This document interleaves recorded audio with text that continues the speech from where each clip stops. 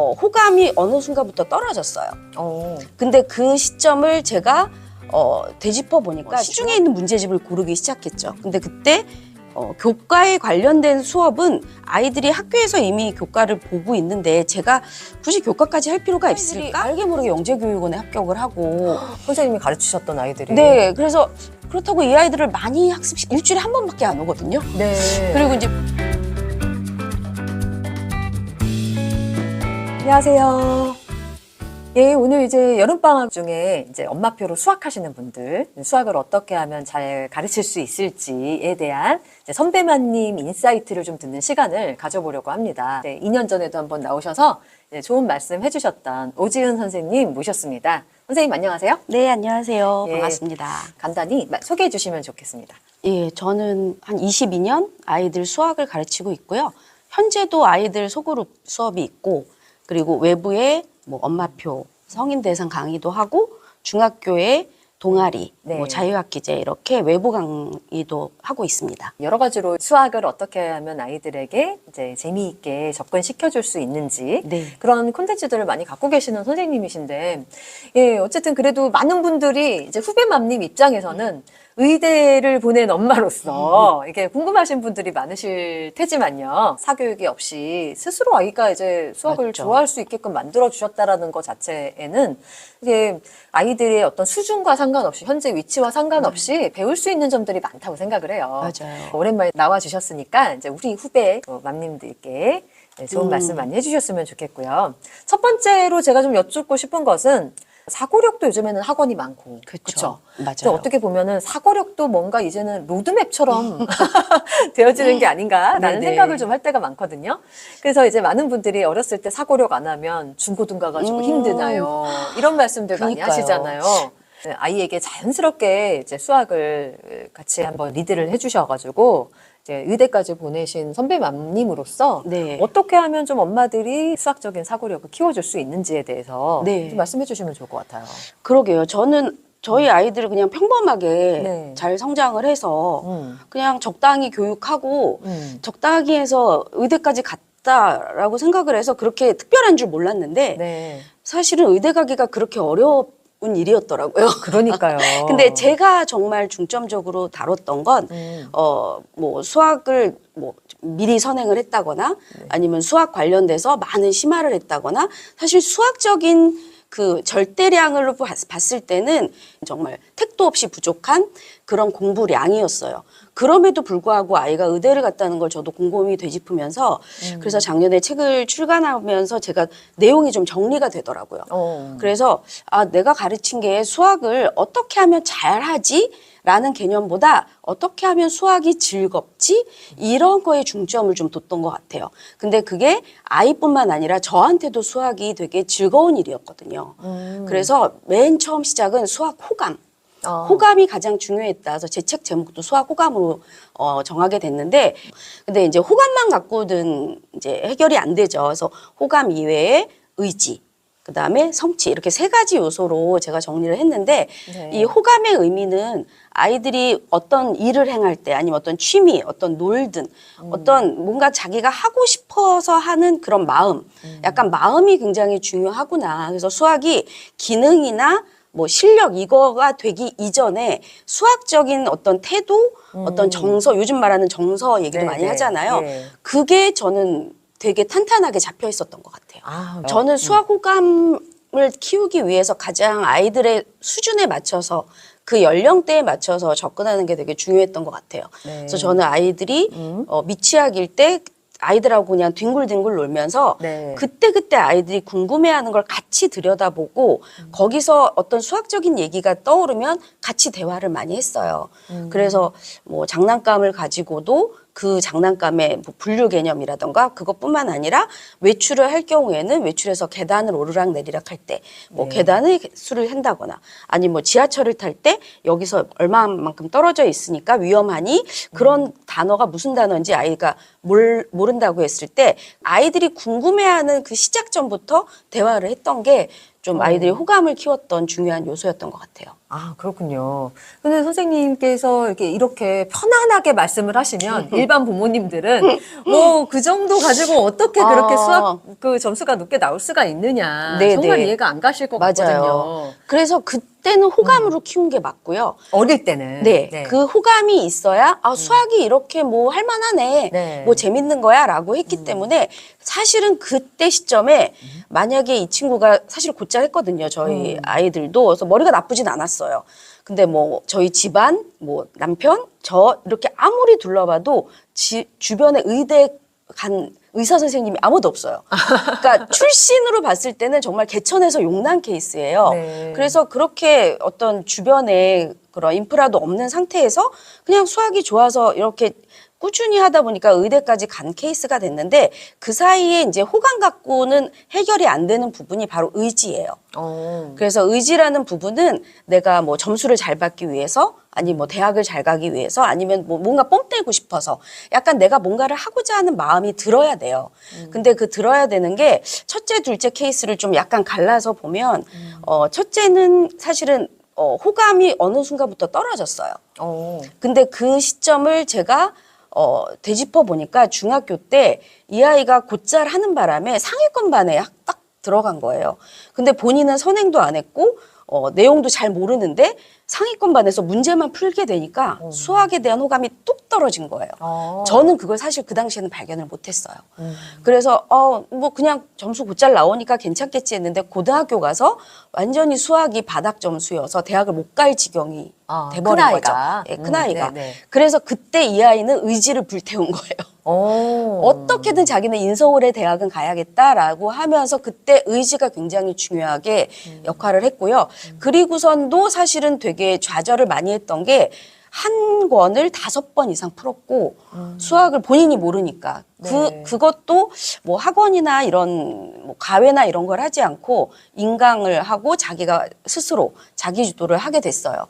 근데 그 바탕에는 수학을 좀 싫어는 했지만 수학이 과열되게 수학에 질려하진 않았어요. 그러니까 수학을 조금 좀 하기 싫어라고 하는 거랑 수학을 너무 과부하 걸리게 많이 해서 싫어하는 거랑은 조금 차원이 다른 것 같아요. 그래서 이 친구는 수학을 싫어했지만 수학의 공부량이 좀 적었었기 때문에 막판에 스퍼트를 내서 단시간에 등급을 올려서 이제 대학을 잘 가게 됐죠. 그래서 첫째는 의지가 되게 중요한 작용을 했다. 이렇게 말씀을 드릴 수 있을 것 같아요. 그러면 이제 둘째 아이, 의대에 보낸 둘째는 무엇이 달랐을까요? 글쎄요. 도대체. 둘째는 일단 수학적인 저와의 대화를 되게 즐거워했어요. 그리고 저와 둘이 좀 암묵적으로 좀 합의한 게 있다면 굳이 선행할 필요는 없다. 하지만 자기 학년권은 최대한 제대로 해야 된다. 이런 게 서로 좀 암묵적으로 있었어요. 그래서 자기 학년 공부만큼은 학교에서 배운 만큼은 정말 딱 그만큼만.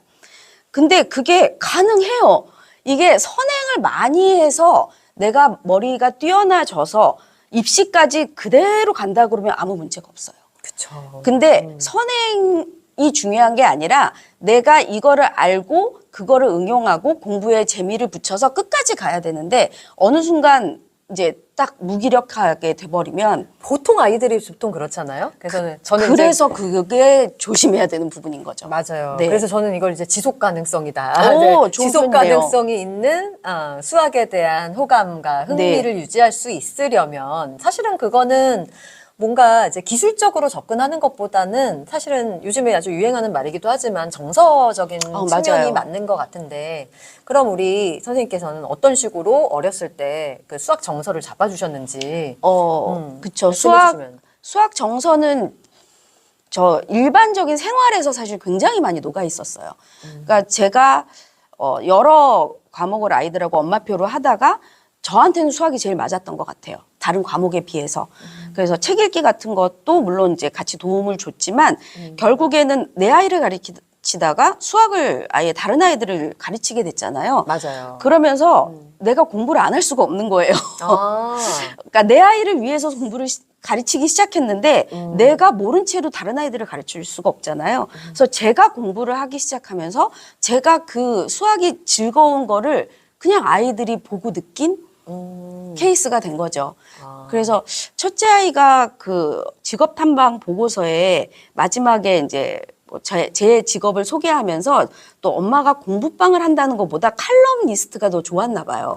그래서 제가 칼럼을 그때 쓰고 있었어가지고 네. 엄마의 직업은 칼럼 리스트다 하고 이제 막 자료를 하고 마지막에 엄마는 정말 수학을 사랑하시는 것 같다. 라는 표현을 썼어요. 중등아이가 이렇게 그런 네. 표현을 쓴다는 게 초등아이도 아니고. 네네. 그래서 그때는 그냥 못 모르고 넘겼는데 작년에 책을 쓰면서 그 내용을 보면서 아이들에게도 내가 수학을 정말 좋아하고 사랑하는 게 느껴졌구나. 그때는 정말 이렇게까지 내가 롱런할 줄은 몰랐지만 그때 그 바탕이 내가 끝까지 간 어떤 발판이 됐고 아이들이 그 엄마의 뒷모습을 보고 잘한다고 그렇죠. 하잖아요. 네. 그거를 보면서 본인들도 수학에 대한 좋은 호감을 계속 끌고 갔던 것 같고 그리고 그 수학을 여러 생활 속에서 접했다고 했는데 생활에 어디든지 수학이 녹아있다는 거를 그냥 하나씩 하나씩 발견하는 그런 재미를 저랑 좀 많이 대화를 나눈 것 같아요. 네. 선생님, 그러면 많은 분들이 이제 궁금하신 거는 수학 교재는 어떤 걸 사용하셨을지, 정말, 그리고 어느 정도나 사용하셨을지, 그거 되게 실질적으로 많이 궁금해 하실 것 같아요. 제가 맨 처음에 시작한 건 교구 수업이었어요. 그래서 이제 교구를 집에서 비치해 놓고 아이들이 오면 이제 교구 게임을 하고 보드 게임을 하고 이런 수업을 진행을 하다가 그 다음에 이제 시중에 있는 문제집을 고르기 시작했죠. 근데 그때 교과에 관련된 수업은 아이들이 학교에서 이미 교과를 보고 있는데 제가 굳이 교과까지 할 필요가 있을까 해서 저는 그때 사고력을 좀 찾아봤던 것 같아요. 그러니까 사고력이란 이름보다도 그냥 재밌게 풀 수 있는 문제를 막 찾아본 거죠. 그래서 재밌게 수학적인 흥미를 가져갈 수 있는 네. 정도의 맞아요. 사고력 문제집을 찾아보시긴 하셨다. 네, 그래서 그 당시에는 별별 문제집을 저는 다 해봤던 것 같아요. 수학책을 하나 선택해서 그냥 교양서. 교양서를 같이 아이들하고 읽으면서 그걸 가지고 토론도 해보고 그리고 뭐 실험 같이 뭐 아이들의 뭐 생활 속의 실험체들을 막 공유해가지고 그걸 표나 그래프로 만들어 본다든지 네. 굉장히 그냥 제가 내키는 대로 뭐 사실 그렇게 했는데 그게 약간은 좀 실험적이었어요. 근데 그럼에도 불구하고 저한테 맡겨줬던 큰아이 친구들 그리고 둘째 아이 친구들 팀이 계속 그런 식으로 수업을 하면서 가다가 이 아이들이 알게 모르게 영재교육원에 합격을 하고 선생님이 가르치셨던 아이들이. 네, 그래서 그렇다고 이 아이들을 많이 일주일에 한 번밖에 안 오거든요. 네. 그리고 이제 문제집도 그냥 한 권 갖고 그냥 오래 풀어요. 그래서 되게 천천히 그냥 가랑비에 옷 젖듯이 뭐 재밌네. 어떤 때는 이거 좀 너무 머리 아픈데 뭐 이런 어떤 흥미나 아니면 이제 그런 과제 집착력이나 이런 다양한 그런 접근을 했던 게 주요했던 것 같아요. 그러면은 이쯤 되면 많은 분들이 만약에 집에서 이거를 한번 적용하고 싶다라고 네. 했을 때 그러면 선생님이 보셨던 게 이렇게 수학책 같은 거였잖아요.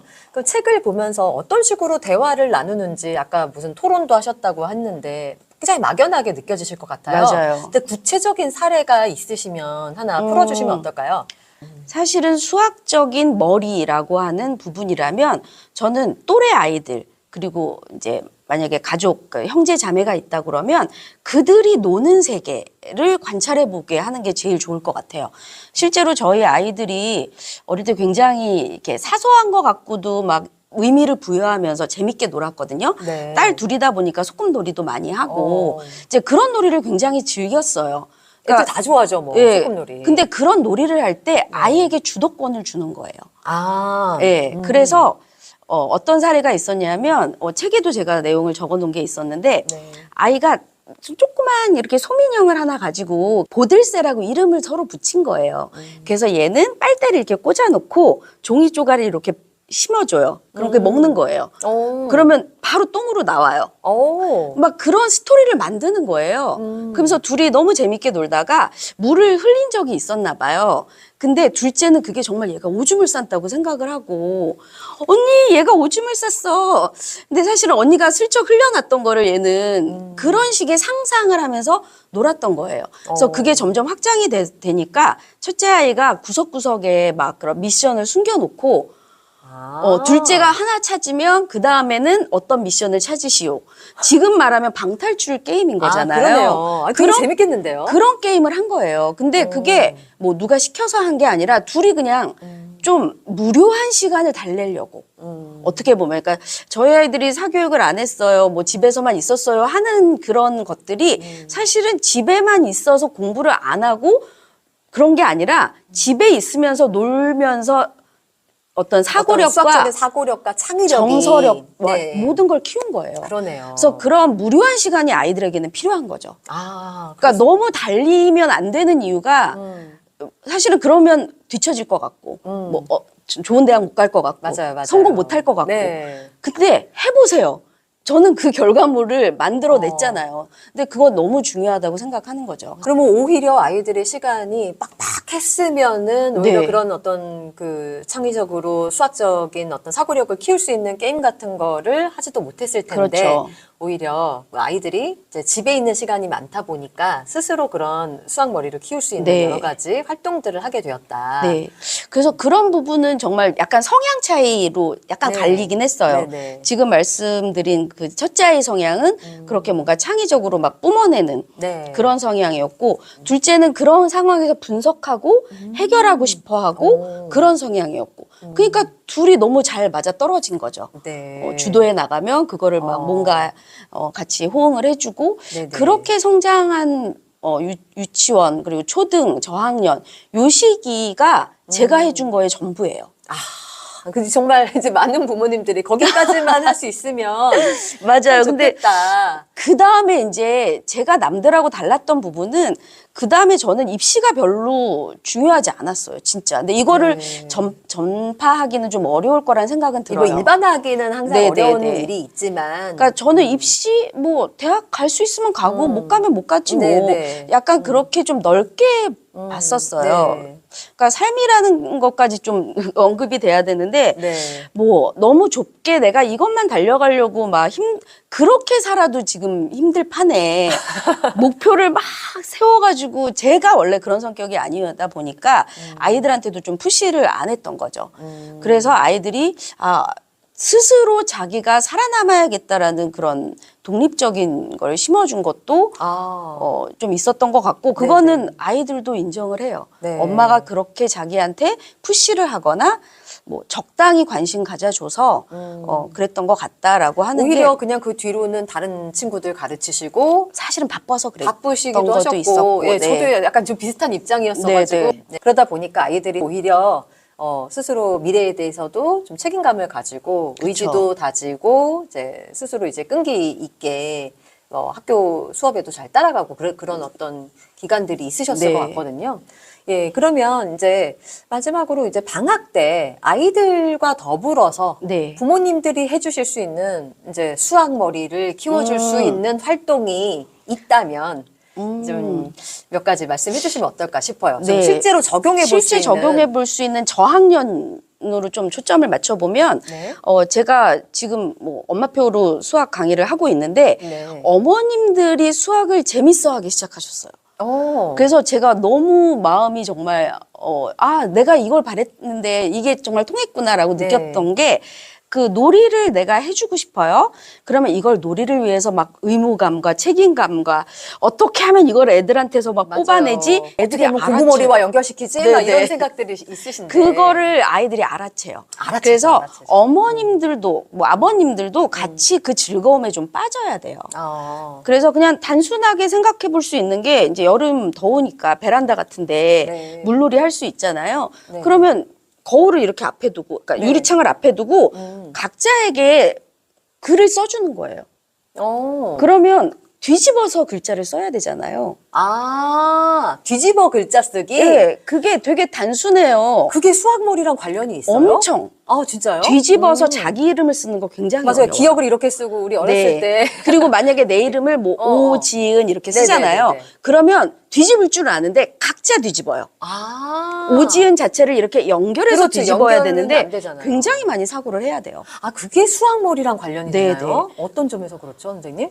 돌리기, 뒤집기, 밀기가 4학년 2학기 4학년 도형에 2학기 나와요. 도형에? 근데 거기서 뒤집기는 곧잘 하는데 돌리기는 또 어려워하거든요. 그쵸, 그쵸. 그래서 지금 그 거울에서 하는 거는 뒤집기 개념이고요. 아. 그리고 또 재밌게 할 수 있는 게 종이를 앞에 놓고 네네. 앞에 있는 사람에게 글씨를 써주는 거예요. 어. 그거는 돌리기의 개념이에요.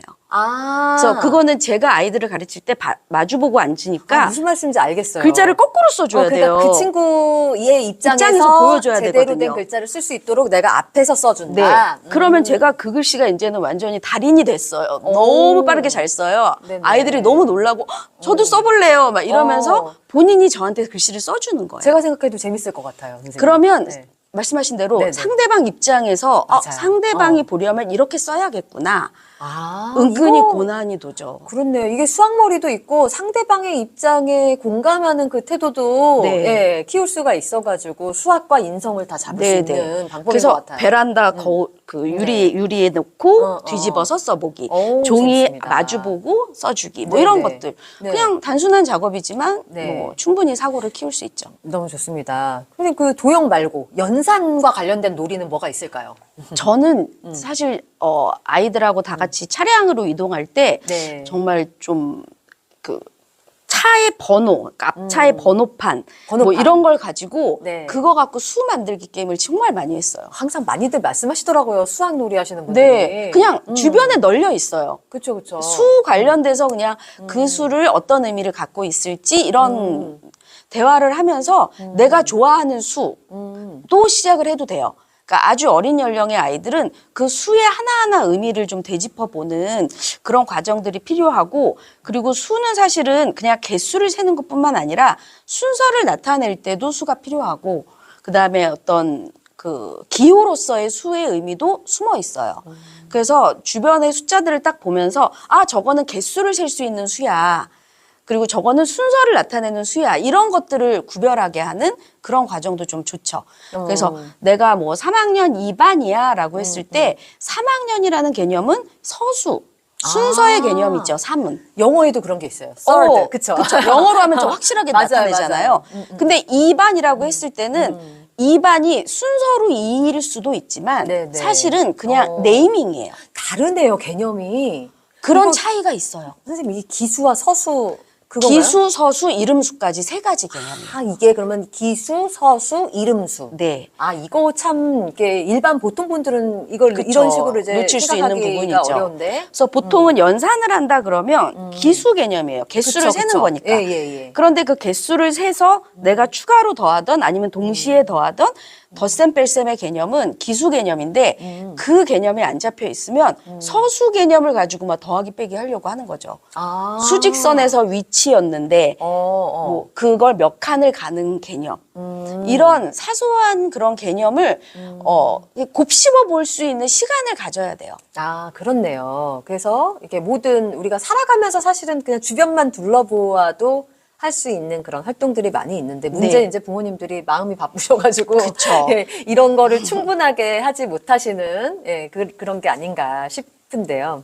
또 뭐 고학년에게는 이제 문제 푸는 게 좋을까요? 아니면은 이런 활동들을 조금 줄여 나가는 게 낫겠죠? 그쵸. 아이 성향에 따라서 그때 가면 이제 조금씩 갈라져요. 그러니까 뭐 교구를 하고 활동을 하고 재밌게 즐겼어요. 근데 이제 그게 학습이나 어떤 시험으로 못 넘어오는 아이들이 간혹 있어요. 그렇죠. 이제 그때부터 뭐 엉덩이 싸움이다 뭐 이렇게도 네. 말씀을 하시는데 사실은 그때 이제 발현이 돼야 되는 게 아까 제가 두 번째로 말씀드렸던 의지 부분이에요. 그래서 본인이 정말 학교 가서 시험을 잘 보고 싶어 아니면 남들보다 잘하고 싶어 이런 마음의 어떤 뭐라 그러지 그런 마음이 생겨야 돼요. 스스로 생겨야죠. 스스로 생겨야 돼요. 네. 그걸 주입시킨다고 되진 의지는 않거든요. 주입이 안 되니까. 네. 근데 이제 거기서 내가 그랬는데 시도를 했는데 그 다음에 제가 이제 마지막 키워드가 성취거든요. 성취가 작던 크던 그 성취의 맛을 느려줘야 내가 의지가 생겼을 때 실행해 봤더니 요거 좀 할만하네 하고 그 성취감을 느끼기 시작하면 작은 성취가 모이고 모여서 내가 수학을 계속 좋아하면서 의지를 불태워서 뭔가 성취를 이뤄내서 나중에는 나는 어떤 진로가 있어. 이런 거에 수학이 어느 정도 도움이 될 것 같아. 이걸 본인이 결정해서 나아갈 수 있는 힘을 만들어줄 수 있죠. 그럼 결국에는 이제 그 유아랑 초등학교 중저학년 때 얼마나 좋은 부모님과의 이런 어떤 수학적인 경험들, 네. 수학 정서가 만들어졌는지에 따라서 예, 고학년 때 그런 의지가 생기는지 네. 아닌지가 결정되지 않을까. 맞아요. 그런 생각도 좀 듭니다. 그리고 선생님. 만약에 정말 어떻게 했는데도 수학은 관심이 없어해. 근데 정서가 안정돼 있잖아요. 네. 그럼 못할 게 없어요. 그렇죠. 못할 이게 수학이 게 문제가 없어요. 아닌 거다. 네네네. 이제는 네. 이제 그래- 선배 맘님으로서의 통찰이십니다. 예. 만약에 정말 수학 분야가 아니고 내가 맞아요. 다른 분야에 근데 그 다른 분야의 일을 하기 위해서도 수학적인 사고가 틀이 잡혀 있어야 된다는 그러니까 거죠. 뭐 어쨌든 기본적인 어떤 논리적인 사고라든지 그쵸. 예, 그런 합리적으로. 그렇죠. 합리적으로 결정하는 네. 그런 마인드를 배울 수 있는 과목이 있다면 그건 이제 수학적인 것이긴 하지만 가장 근간에는 아주 자유롭게 풍성한 시간 속에서 네. 마음껏 놀아본 어떤 따뜻한 정서 그쵸. 예, 그런 것들이 가장 기반이 되지 않을까 그런 생각이 드네요. 선생님. 네. 아 정말 오랜만에 나오셔가지고 방학 때 할 수 있는 놀이 많이 얘기해 주셔서 감사드리고요. 네, 네. 선생님 또 이제 부모님들이 그래도 방학 때 뭐 문제집은 하나 풀어야 되지 않아요? 이런 얘기들 많이 들으셨을 것 네네. 같아요. 그 얘기 마지막으로 좀 해주시면 어떨까 싶어요. 그러니까 문제집을 고르실 때 네. 꼭 자녀와 같이 서점에 가세요. 그러니까 어머님들이 어디서 얘기 듣고 그리고 어디에서는 이런 레벨의 문제를 푼대 라고 하는 거랑 내 아이의 수준은 다를 수 있어요. 내가 맞아요. 훨씬 높을 수도 있고요. 아. 그거보단 다른 결의 문제집을 좋아할 수도 있어요. 저는 아이들한테 문제집을 좀 선택권을 줬거든요. 물론 둘째는 저랑 팀을 만들어야 돼가지고 네. 둘째는 제가 팀에서 필요한 문제집을 제가 선택했지만 아이들 가르치셨던 가르쳐야 그 되니까 네. 근데 첫째는 좀 그 가르치기 전에 아이를 좀 다 성장을 시켜가지고 네. 첫째 아이만큼은 중학교 예습부터 본인이 문제집을 선택을 했어요.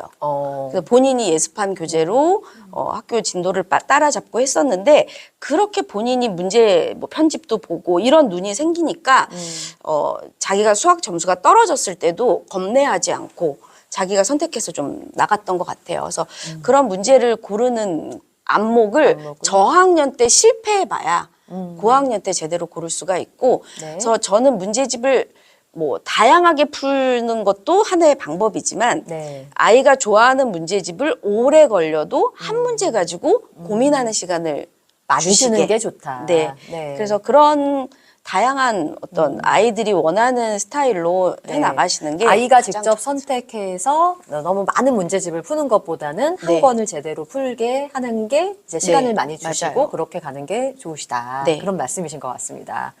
그러면 선생님 그 예습은 어떻게 좀 시키셨는지 그러니까 지금 말씀하신 방금 전에 말씀하신 그 한 권 있잖아요. 네, 그 네, 한 네. 권이 그러면 다음 학기에 대한 한 권이라고 보면 될까요? 아니면은 이전 학년을 복습하는 개념이라고 생각하면 될까요?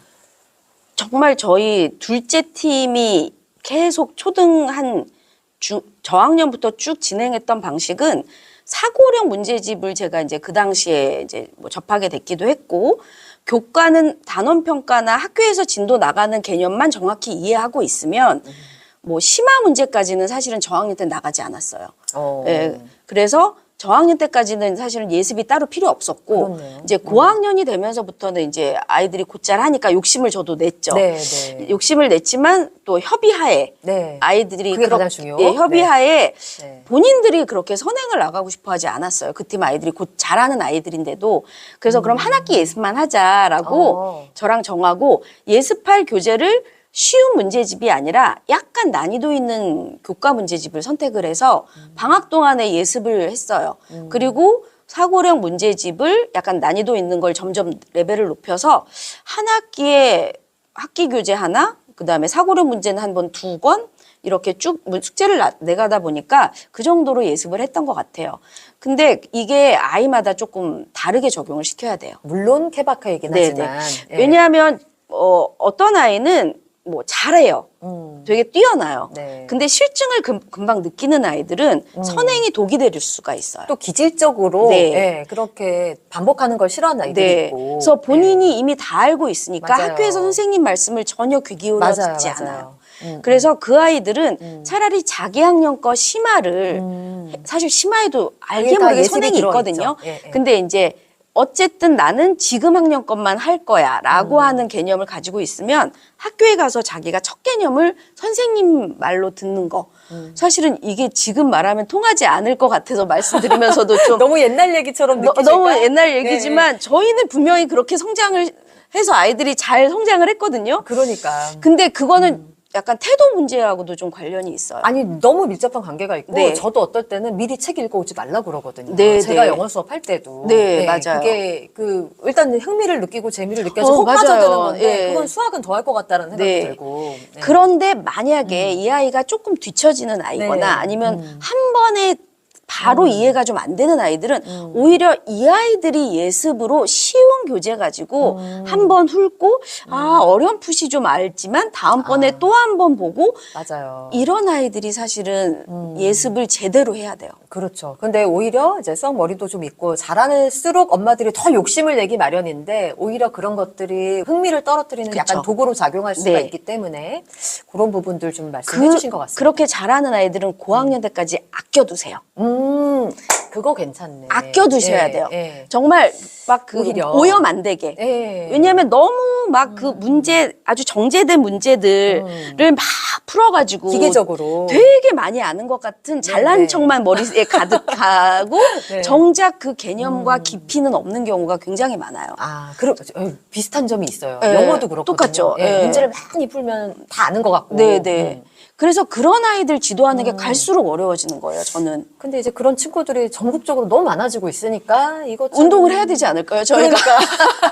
그래서 이제 저희 네네. 채널에 나와 주셨으니까. 그래서 그 아이들이 물론 그렇게 성장을 해서 뭐 지치지 않고 맞아요. 에너지 끝까지 갈 수만 뿜뿜해서 있다면. 그렇게 간다 그러면 아무 문제 없어요. 근데 맞아요. 에너지 총량이라는 게 있잖아요. 그렇죠. 예, 그래서 이왕 입시를 보고 달릴 맞아요. 거라면 지금 완급 조절을 해서 나중에 달릴 수 있게. 네, 그래서 고학년 때쯤에 그래 나 목표가 생겼어. 그럼 그때 달려보자. 맞아요. 라고 그때 폭발시키면 제대로 네, 에너지를 잘 쓸 수 있다. 이렇게 말씀드리고 싶어요. 좋은 말씀 감사드립니다. 사실은 이런 얘기들이 되게 당연하게 또 생각이 되어질 법도 한데 요즘에 어떤 문화가 너무 사교육도 일찍 시작하고 수학도 막 로드맵에 따라서 막 어릴 네. 때부터 막 시키시는 그런 분위기가 있는데 우리 이제 의대까지 보낸 선배마님으로서 이런 또 권위를 가지시고 좋은 제가 말씀 그래서 해주셔서 이런 마음으로 네. 이렇게 이런 자리가 있으면 마다 않고 나오고 있습니다. 아유, 너무 네. 감사드리고요. 이제 우리 친구들과 더불어서 재미있는 여름방학 보내면서도 이제 수학머리 키워줄 수 있는 많은 팁들 얻으셨을 것 같아서 네, 선생님께 감사드립니다. 저는 그럼 다음 시간에 다른 영상으로 돌아오는 걸로 하겠고요. 네, 선생님 감사합니다. 네, 감사합니다.